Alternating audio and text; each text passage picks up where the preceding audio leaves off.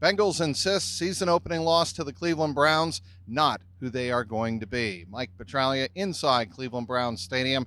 The Bengals, quite frankly, matched the dreary weather, the drizzle all afternoon with a dreary performance against the Cleveland Browns, losing 24-3 to Deshaun Watson, Nick Chubb, and Amari Cooper. The Bengals dropped their sixth straight game here on the shores of Lake Erie, and it is really getting to be an old story for a lot of Bengal fans who want Joe Burrow to finally win a game in Cleveland. Well, today was not going to be the day. Joe Burrow, fresh from signing that 5-year, $275 million contract extension on Saturday, he completed just 14 of 31 passes for 84 yards. And obviously, with the Bengals scoring 3 points, no touchdowns on the afternoon, it was just a difficult day for Joe Burrow to throw the ball.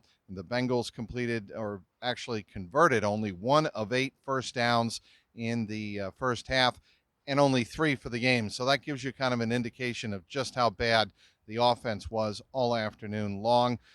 Zach Taylor, after the game, said of the performance, "I told the team that is not who we are going to be this year." Obviously, the indication and the inference from Taylor is the Bengals are going to improve like they did in 2021, like they did last year when they started 0-2 and 4-4 in the season, and then wound up winning their last 8 regular season games.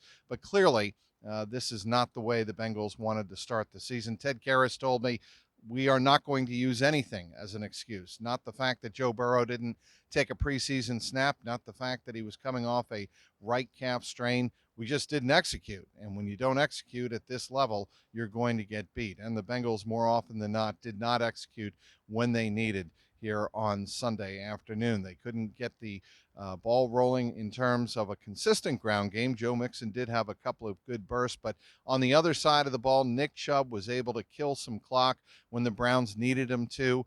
He was also a key component of a touchdown drive at the end of the first half that was really very clutch in this contest. Cam Taylor-Britt told me after the game, "We didn't wrap up well enough on that drive, and it came back to really bite us in the backside." So the Bengals have to do a better job of wrapping up and tackling, even though the drizzle and the rain all day long made that a very tough task to complete. As for Joe Burrow, he said, just like last year, nobody's panicking in here. It's one game. It's not reflective of who the Bengals are going to be on offense, defense, or as a team in general. Joe Burrow looking as calm and cool and collected as always, even after a loss like this, a very dejecting 24-3 loss. He wasn't about to let anyone really get upset.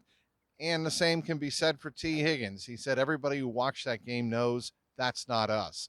We know we're a lot better team, and we intend to prove it for the remainder of the season." The Bengals will put this one to sleep very quickly and start to get ready for the Baltimore Ravens.